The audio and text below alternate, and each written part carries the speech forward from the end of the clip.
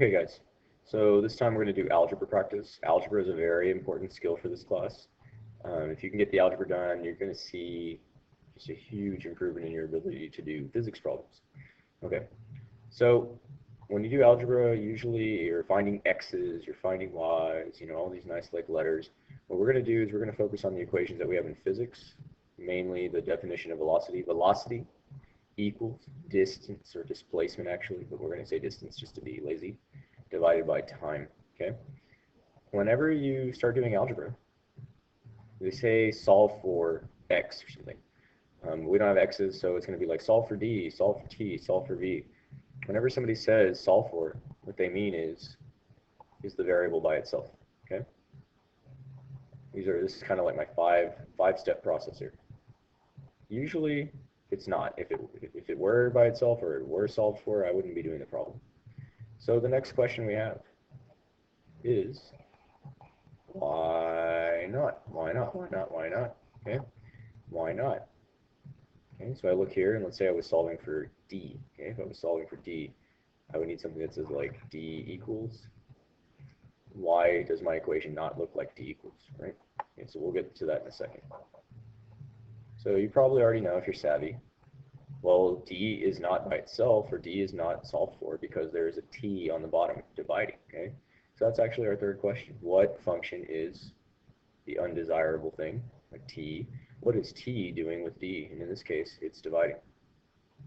If you already know your algebra, you're an algebra guru, you know that you have to do the opposite of that function.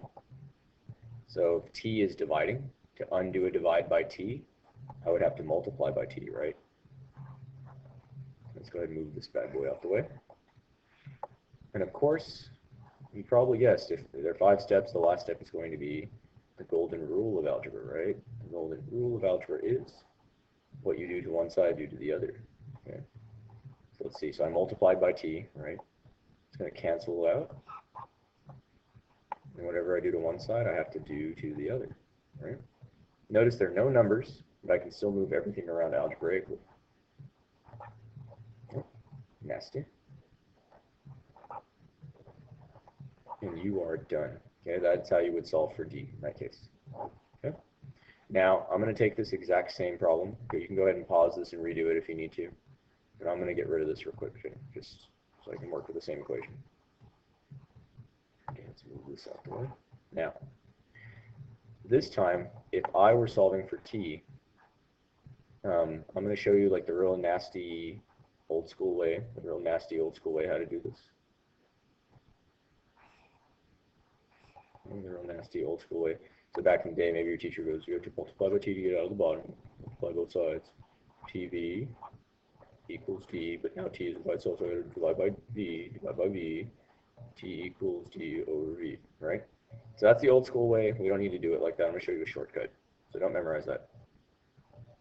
Okay. What I have here is the proportion. And in geometry, I'm allowed to exchange the extremes and the means, okay, the tops and the bottoms.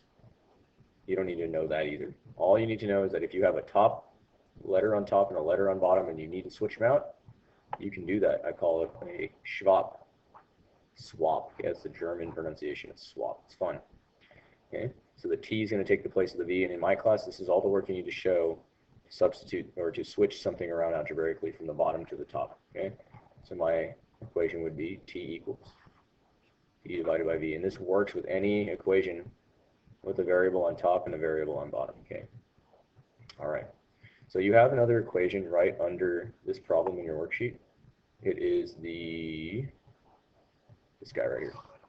So try that one out, right? Try that one out and then come check with me, and I'll give you the answer to that.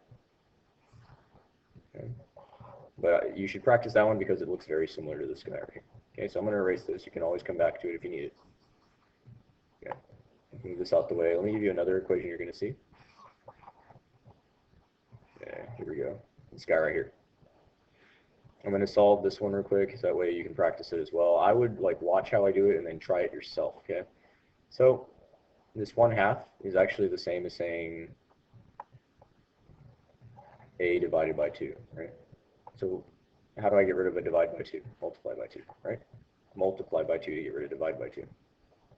But you're asking, if it's just divide by 2, why did I put the 1/2? Well, on all the formula charts you're going to get for our benchmarks, you're going to get this form of it. So I want to give you the way you're going to practice.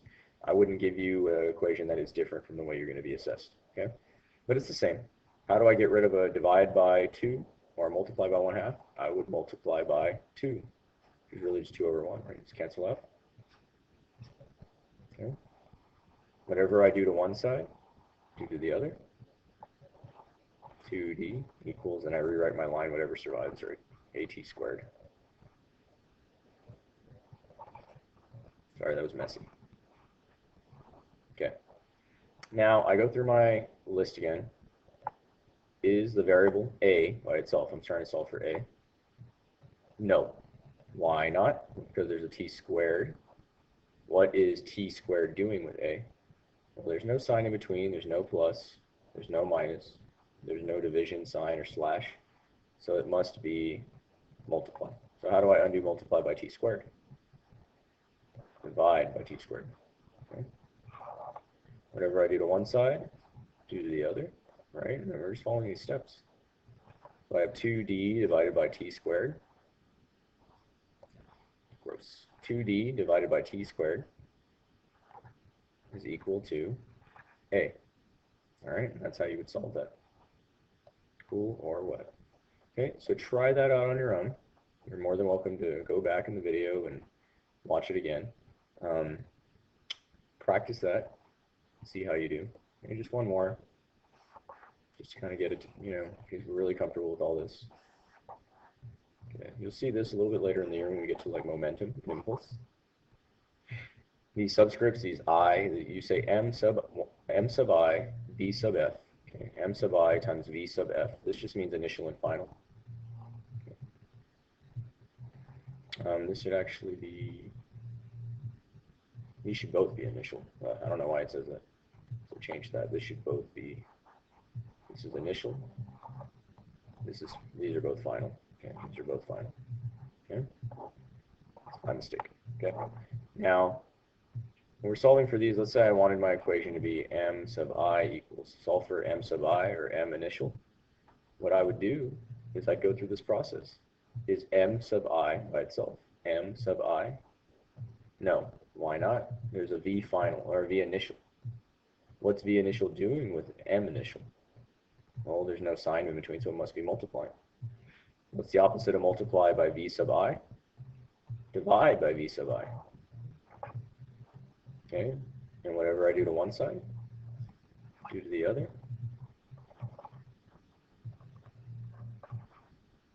And rewrite my line. M final times v final divided by v initial is equal to